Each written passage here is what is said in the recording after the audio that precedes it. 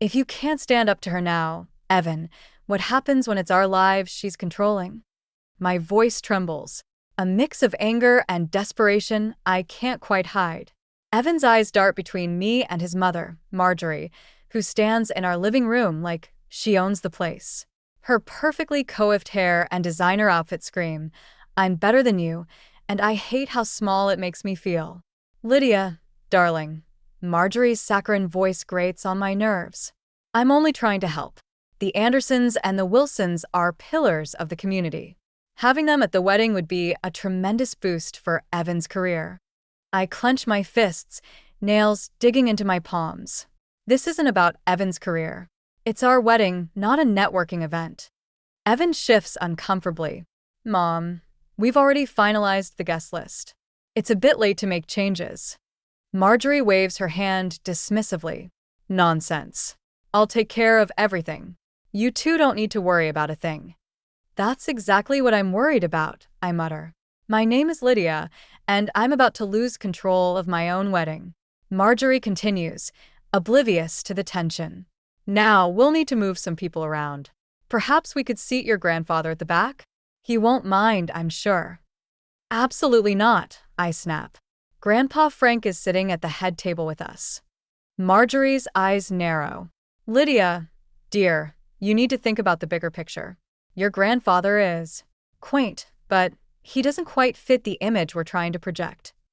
I feel something snap inside me. The image we're trying to project? This isn't a corporate event, Marjorie. It's our wedding day. Evan steps between us, hands raised. "Ladies, please. Can't we discuss this calmly?" I turn to him, disbelief etched on my face. "Calmly? Your mother just waltzed in here and demanded we change our entire guest list to suit her social climbing agenda. And you're asking me to be calm?" Marjorie's lips purse. "I'm only thinking of your future, Evan. The connections you make now could set you up for life." "At the cost of what?" I challenge. "Our happiness? Our ability to make our own decisions." Evan's gaze drops to the floor. "Lydia, maybe we should consider Dash." "Consider what?" I interrupt. "Letting your mother dictate every aspect of our lives? Where does it end, Evan?" Marjorie steps forward, her voice sickly sweet. "Lydia, I know this is overwhelming for you. Planning a wedding of this caliber is no small feat. Why don't you let me handle the details? You can focus on looking pretty for the photos." I feel the blood drain from my face. "Get out." "Excuse me?" Marjorie blinks, genuinely surprised. "Get out "Of my house." I enunciate each word carefully, my whole body shaking. Evan reaches for me. "Lydia, come on. Let's not dash." I jerk away from his touch. "No, Evan." "If you can't see what's happening here, then maybe you should leave too." Marjorie's shock morphs into a smug smile. Now. "Let's not be hasty. Evan, darling, why don't we give Lydia some time to calm down? We can discuss this later when she's thinking more rationally." As they gather their things to leave, a cold realization washes over me. This isn't just about the wedding. It's about my future, my autonomy, my very identity. If I don't take a stand now, I'll be fighting this battle for the rest of my life. The door closes behind them, and I'm left alone in the sudden silence. My mind races, plans already forming. If Marjorie wants a war, she's got one. And I know exactly where to start. I reach for my phone, scrolling to a familiar number. "Grandpa Frank? It's Lydia. We need to talk." I pace the living room, phone pressed to my ear, waiting for Grandpa Frank to pick up. Each ring feels like an eternity. "Hello, sweetheart." His warm voice finally comes through. "What's got you calling so late?" I take a deep breath. "Grandpa, I need your help. It's about the wedding." As I explain Marjorie's latest power play and my plan to counter it, Grandpa Frank listens patiently. When I finish, there's a moment of silence. "You're sure about this, Lydia?" he asks, his tone serious. "Removing family from the guest list is a big step." "I know," I reply, my voice cracking. "But I have to do something. If I don't stand up to her now, it'll never end." Grandpa Frank sighs. "I understand, honey. And I'm with you, whatever you decide." If you need me to step back, I will. His unwavering support brings tears to my eyes. Thank you, Grandpa. I promise I'll make this right. After hanging up, I sit at the dining table, the guest list spread out before me. With a heavy heart, I begin crossing off names. Grandpa Frank, Aunt Maggie, my cousins. Each stroke of the pen feels like a small betrayal, but I steel myself against the guilt. The front door opens and Evan walks in, looking exhausted. Lydia? What are you still doing up? I meet his gaze, chin raised. I'm revising the guest list. His eyes widen as he sees the crossed-out names. What? Why are you removing your family? Because your mother made it clear they don't fit her vision, I say, my voice steady. So, I'm giving her what she wants. Evan runs a hand through his hair. Lydia, come on. This isn't the answer. Then what is? I challenge. You saw how she acted earlier. She won't stop unless we make her see the consequences of her actions. He sits across from me, conflict clear on his face. I know my mom can be difficult, but she means well. I laugh bitterly. Means well? Evan, she's trying to control every aspect of our lives. And you're letting her. That's not fair, he protests. I'm caught in the middle here. No, you're not, I say, standing up. You're choosing to be in the middle. At some point, you have to decide who you're going to prioritize, your mother or your future wife. Evan reaches for my hand, but I pull away. Lydia, please. Let's talk about this. I shake my head. I'm done talking. It's time for action. I'm sending this revised list to the wedding planner in the morning. As I head to bed, leaving Evan at the table, my phone buzzes. It's a text from Colleen. Heard about the drama with Marjorie. Need backup. I smile, feeling a glimmer of hope. Maybe I'm not as alone in this as I thought. The next morning, I wake early, determined to set my plan in motion. I email the new guest list to our wedding planner before I can second-guess myself.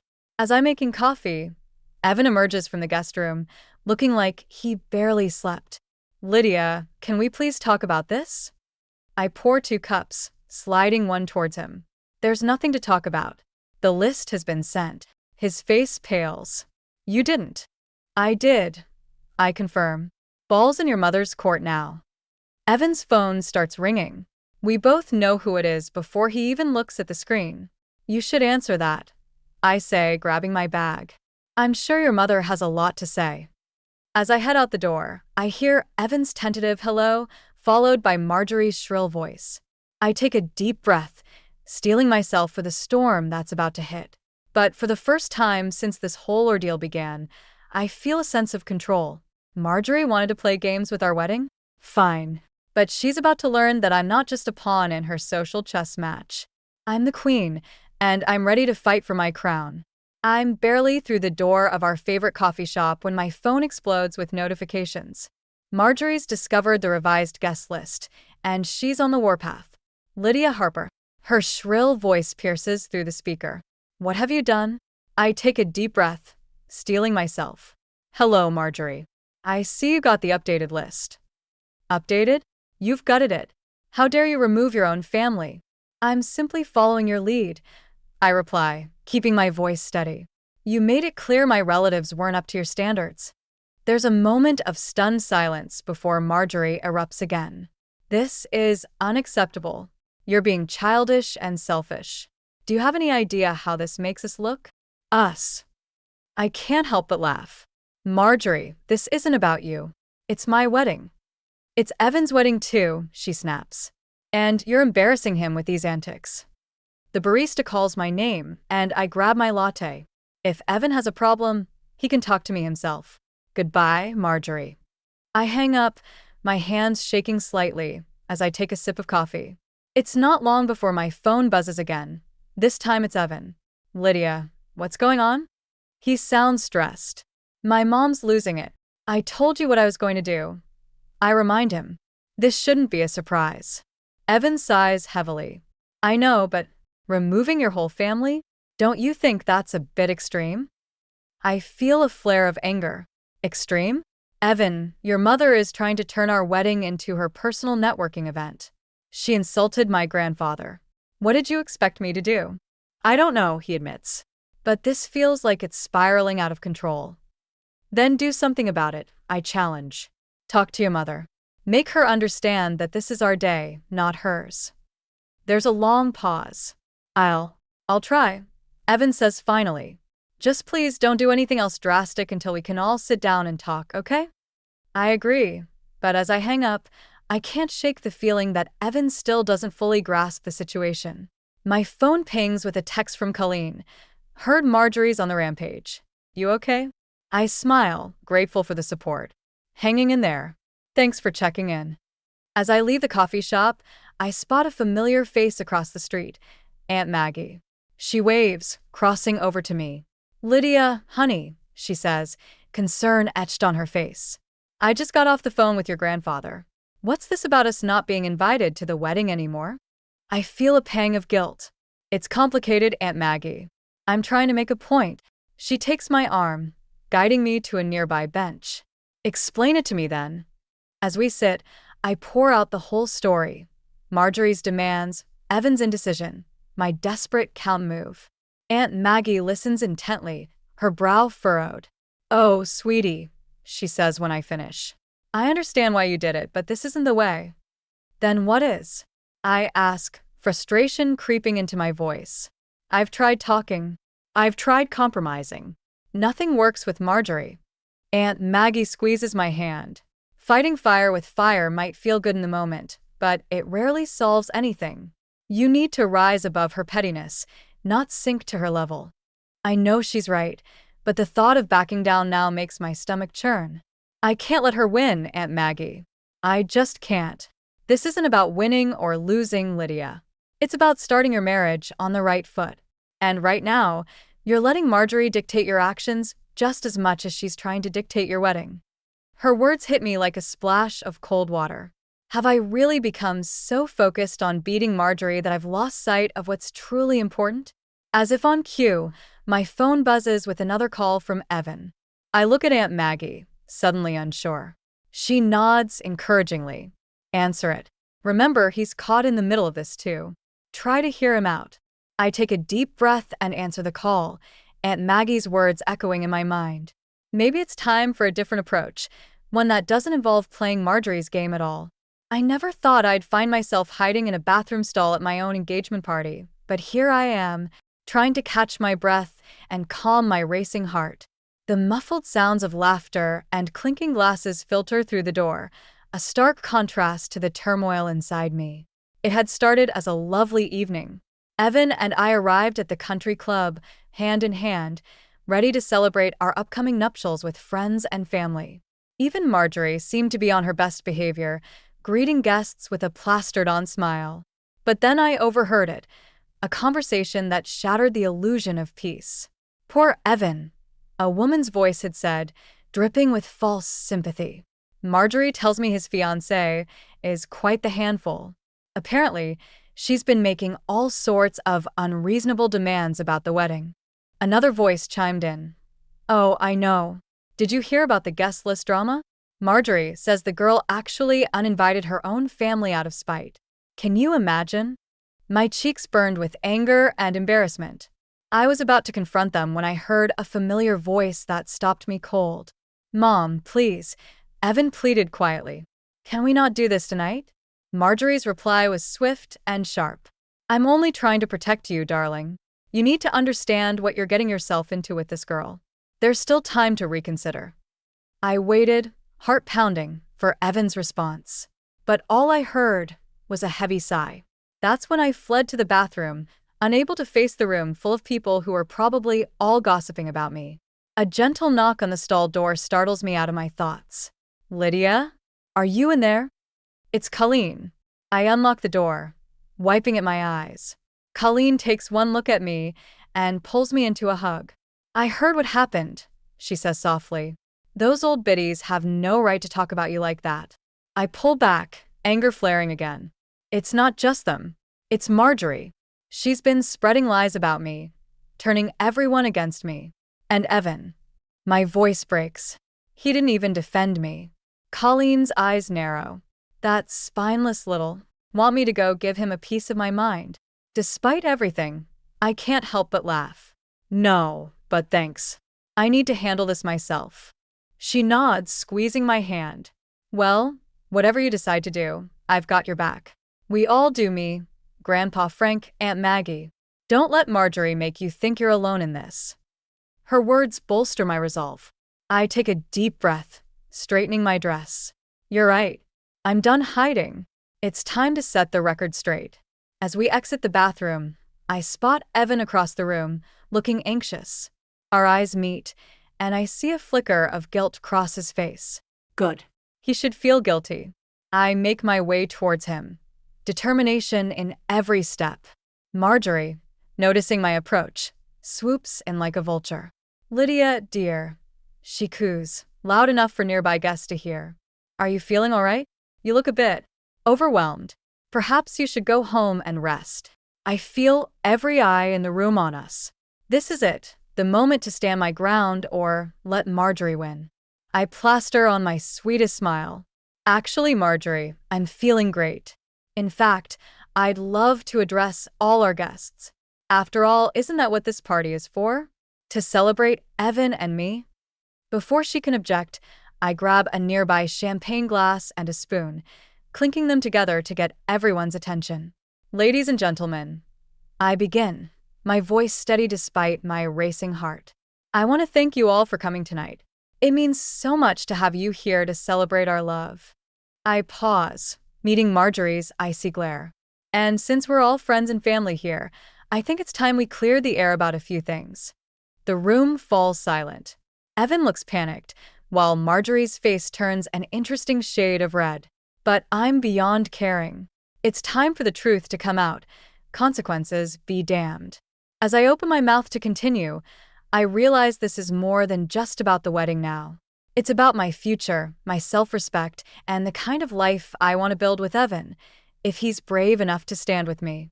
The next words out of my mouth will change everything. And I'm ready for it. The aftermath of the engagement party hangs over me like a storm cloud as I sit in Aunt Maggie's cozy kitchen. The scent of freshly brewed coffee fills the air, a stark contrast to the tension I feel. I still can't believe I did that, I murmur, cradling my mug. Aunt Maggie reaches across the table, squeezing my hand. You did what you had to do, Lydia. It was time someone stood up to Marjorie. I nod, remembering the shocked faces as I'd laid bare all of Marjorie's manipulations at the party. The whispers, the pointed looks, Marjorie's face turning an alarming shade of purple. It had been both terrifying and exhilarating. But what if I've made things worse? I ask, voicing my deepest fear. Evan barely said 2 words to me afterward. Aunt Maggie's eyes soften. Give him time, honey. He's been under his mother's thumb for so long. It'll take a while for him to find his footing. As if on cue, my phone buzzes. It's a text from Evan. Can we talk? I'll be home in an hour. I show Aunt Maggie the message, my stomach churning. What if he wants to call off the wedding? Then that's his loss, she says firmly. But I don't think that's the case. I saw his face when you were speaking at the party. He looked proud. Her words give me a glimmer of hope. I finish my coffee and stand, feeling more resolved. Thanks, Aunt Maggie. I don't know what I'd do without you. As I'm leaving, she calls out, Remember, Lydia, you're not alone in this. We're all behind you. I drive home, my mind racing with possible scenarios for my conversation with Evan. When I arrive, I'm surprised to see Colleen's car in the driveway. Inside, I find her pacing the living room. There you are, she exclaims. I've been trying to reach you. Sorry, I was at Aunt Maggie's. What's going on? Colleen's eyes flash with anger. Marjorie's on the warpath. She's been calling everyone, trying to do damage control after your little speech. She's even threatening to pull her financial support for the wedding. My heart sinks. We'd been counting on Marjorie's contribution to cover a significant portion of the expenses. She can't do that, can she? Oh, she can, Colleen says grimly. But here's the thing. I've got an idea. She outlines her plan, and I feel a mix of excitement and trepidation. It's bold, potentially risky, but it might just work. You're sure about this? I ask. Colleen grins. Absolutely. It's time we fight fire with fire. Marjorie wants to play dirty? Let's show her we can play that game too. Just then, we hear the front door open. Evan walks in, looking tired but determined. He stops short when he sees Colleen. Oh, hi, he says awkwardly. I didn't realize you had company. Colleen gives me a pointed look. I was just leaving. You two have a lot to talk about. She squeezes my arm as she passes. Remember what I said. I've got your back. As the door closes behind her, Evan and I are left in a tense silence. He runs a hand through his hair, a nervous habit I've come to recognize. Lydia, about the party. He begins. I brace myself, ready for whatever comes next. But to my surprise, Evan's next words aren't what I expected at all. I'm sorry, he says, his voice thick with emotion. I'm sorry I didn't stand up for you sooner. I'm sorry I let my mother control everything. And I'm sorry I made you feel like you had to face this alone. Relief washes over me, followed quickly by a surge of love for this man who's finally finding his voice. Oh, Evan, I breathe, stepping closer to him. He takes my hands in his. I want you to know I'm with you.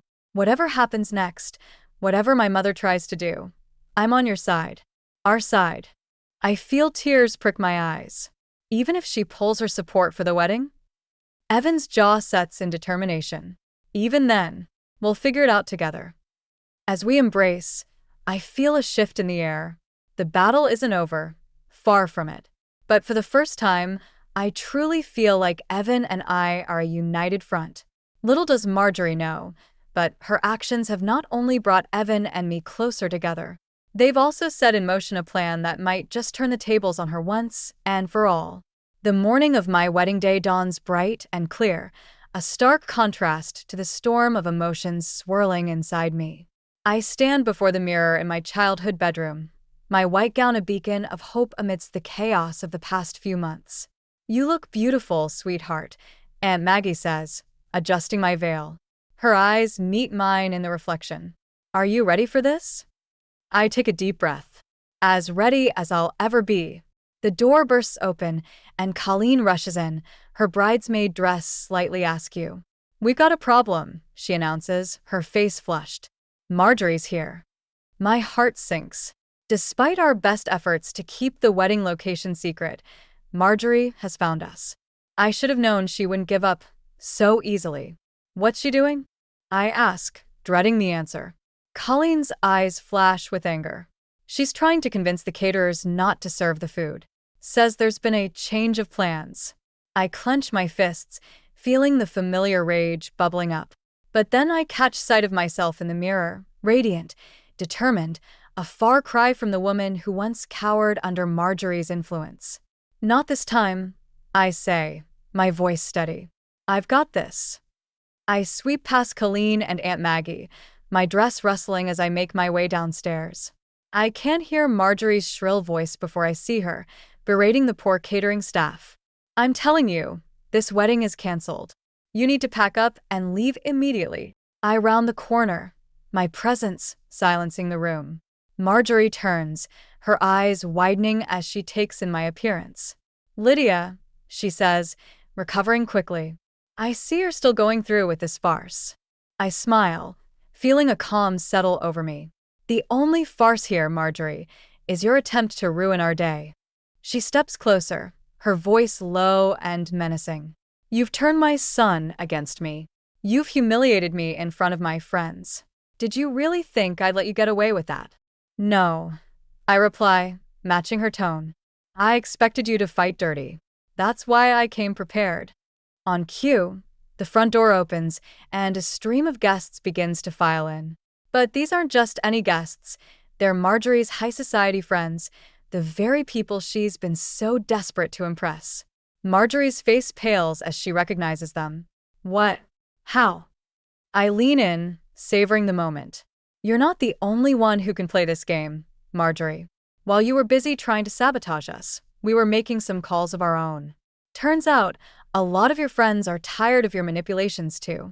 As if to prove my point, one of Marjorie's closest friends approaches us. Marjorie, dear, she says, her voice dripping with false sweetness. What a surprise to see you here. I thought you said you wouldn't be attending.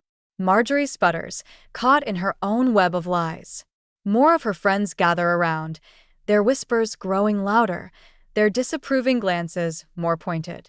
I turn to the caterers. Please continue with your preparations. The wedding is most definitely on. As they scurry away, relieved, I face Marjorie once more. You have two choices, I tell her.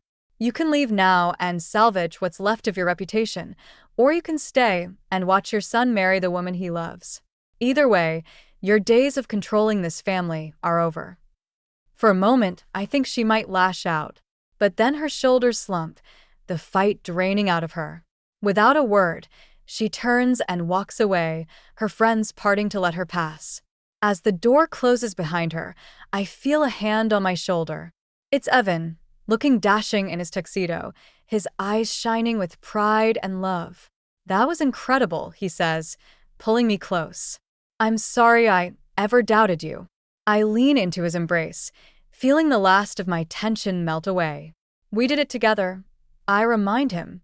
That's what matters. As we turn to greet our guests, I catch sight of Grandpa Frank, giving me a thumbs up from across the room. Aunt Maggie and Colleen are beaming, and even Marjorie's friends seem genuinely happy to be here. In this moment, surrounded by love and support, I realize that we've won more than just a battle against Marjorie. We've set the foundation for our future, one built on mutual respect, unwavering support, and the strength to stand up for what's right. As Evan and I make our way to the altar, I know that whatever challenges lie ahead, we'll face them together. And that's a victory worth celebrating. The reception is in full swing, laughter and music filling the air, but there's an undercurrent of tension that I can't shake. Evan and I exchange glances across the room, both knowing what we have to do. It's time for the final confrontation with Marjorie. We find her sitting alone at a corner table, nursing a glass of champagne. Her usual poise is gone, replaced by a defeated slump of her shoulders. As we approach, she looks up, her eyes red-rimmed. "Come to gloat?" she asks bitterly. I take a deep breath, reminding myself of all we've been through. No, Marjorie. We've come to talk. Evan pulls out a chair for me before sitting down himself. Mom, this has to stop, he says, his voice firm but kind. We can't go on like this. Marjorie's lip curls. Like what? With you two ganging up on me, turning everyone against me? That's not what this is about, I interject. It's about boundaries, respect, and family. Family? Marjorie scoffs. You've done nothing but tear this family apart since you arrived, Lydia. I feel my temper flare, but Evan squeezes my hand under the table, grounding me. Mom, he says, Lydia is my family now, my wife. And if you want to be part of our lives, things need to change. Marjorie's eyes widen, a flicker of fear crossing her face. What are you saying? We're saying, I continue, that we want you in our lives, but not like this. Not with the manipulation, the control, the constant criticism. We love you, Mom, Evan adds, his voice thick with emotion. But we can't let you dictate our lives anymore. Marjorie's facade cracks, tears welling in her eyes. I only wanted what was best for you, Evan. For both of you. We know, I say softly, but you have to trust us to make our own decisions, our own mistakes. That's how we grow. And if I can't, Marjorie whispers, vulnerability etched on her face. Evan takes a deep breath. Then we'll have to limit our contact. Set firm boundaries. It's not what we want, but we'll do it if we have to. The weight of his words hangs in the air. Marjorie looks between us, realization dawning in her eyes. For the first time, I see her not as the formidable adversary she's been, but as a woman afraid of losing her place in her son's life. I don't know how to be any different, she admits, her voice barely audible. I reach across the table, taking her hand. You can learn. We can help you, but you have to want to change. Marjorie nods slowly, tears streaming down her face. Ido. I don't want to lose you, Evan. Either of you. Evan stands, pulling his mother into a tight embrace. Over her shoulder, his eyes meet mine, filled with a mix of relief and hope. As they pull apart, I stand too. This won't be easy, I warn. There will be setbacks, disagreements. But if we're all committed to making it work. I am, Marjorie says, surprising me with her earnestness. I'm sorry. For everything. It's not a magic fix, not by a long shot. But it's a start. As we rejoin the reception, I feel a weight lift from my shoulders. Grandpa Frank catches my eye from across the room, raising his glass in a silent toast. Aunt Maggie and Colleen are beaming, having witnessed the exchange from afar. Evan pulls me close as we make our way to the dance floor. You were amazing, he murmurs in my ear. I smile up at him. We were amazing. Together. As we sway to the music, surrounded by friends and family, I realize that this is what we've been fighting for all along. Not just our wedding day, but our future. A future where we stand united, facing whatever challenges come our way. Marjorie may always be a complex figure in our lives, but now there's hope for healing, for growth. And as I look around at the faces of those who've supported us through this journey, I know that whatever comes next, we won't face it alone. The music swells, and Evan dips me dramatically, both of us laughing. In this moment, I feel invincible. We've faced our biggest challenge and come out stronger. Whatever life throws at us next, we're ready. Together. The morning sun streams through the windows of our new home as I unpack the last of our wedding gifts. Evan wraps his arms around me from behind, planting a soft kiss on my cheek. Can you believe it's been a month already? He murmurs. I lean into his embrace, savoring the moment. Sometimes it feels like yesterday, other times it feels like a lifetime ago. We've settled into a comfortable routine in our new place, a modest but charming house that's all ours. No Marjorie-approved decor, no strings attached, just us, building our life together. The doorbell chimes, interrupting our reverie. We exchange a look, knowing who it must be. Marjorie stands on our porch, a tentative smile on her face and a casserole dish in her hands. I hope I'm not intruding, she says, her voice lacking its usual commanding tone. Not at all, I reply, stepping aside to let her in. We were just finishing up some unpacking. As we settle around the kitchen table, I can't help but marvel at how different things are now. Marjorie's weekly visits have become a part of our new normal, each one a small step towards healing old wounds. I brought that spinach lasagna you liked from the rehearsal dinner, Marjorie says, pushing the dish towards us. Evan's face lights up. Thanks, Mom. That's really thoughtful. The conversation flows more easily now, punctuated by moments of awkward silence that grow shorter each time. We talk about Evan's work, my latest writing project, and Marjorie's new book club, safe topics that don't risk stirring up old tensions. As Marjorie prepares to leave, she pauses at the door. I wanted to thank you both, she says, her voice thick with emotion. For giving me another chance. For teaching me how to be better. I feel tears prick my eyes as I reach out to squeeze her hand. We're family, I say simply. It's what we do. After she's gone, Evan and I curl up on the couch, processing the visit. She's really trying. Evan muses, a note of wonder in his voice. I nod, thinking of how far we've all come. It's not perfect, but it's progress. Later that evening, as we're getting ready for bed, my phone buzzes with a text from Colleen. How'd it go with the dragon lady today? I chuckle, showing Evan the message. Should I tell her to ease up on the nickname? Evan grins. Nah, let her have this one. Mom's still got a ways to go to make up for everything. As I type out a reply, I'm struck by a wave of gratitude for the support system that got us through the toughest times. Colleen's unwavering loyalty, Aunt Maggie's wisdom, Grandpa Frank's quiet strength, they all played a part in shaping our happy ending. I set my phone aside and turned to Evan. You know, despite everything, I wouldn't change a thing about how we got here. He raises an eyebrow. Really? Not even the great guest list debacle? I laugh, shaking my head. Okay, maybe I'd tweak a few details. But all of it, the fights, the tears, the victories, it made us stronger. It showed us what we're capable of when we stand together. Evan pulls me close, his voice soft but sure. We can handle anything life throws at us, as long as we're a team. As we drift off to sleep, I think about the journey that brought us here.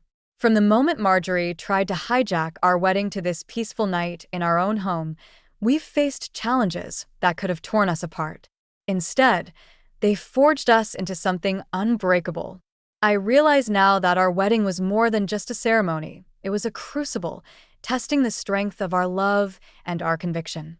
We emerged not just as husband and wife, but as partners, equals, ready to face whatever comes next. The road ahead won't always be smooth.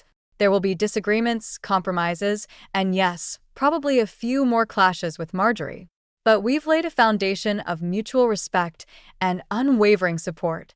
We've learned to set boundaries, to communicate openly, and to cherish the love that brought us together in the first place. As I feel sleep pulling me under, I smile to myself. Whatever challenges tomorrow brings, I know we'll face them the same way we've faced everything else, together, stronger than ever, ready to write the next chapter of our story.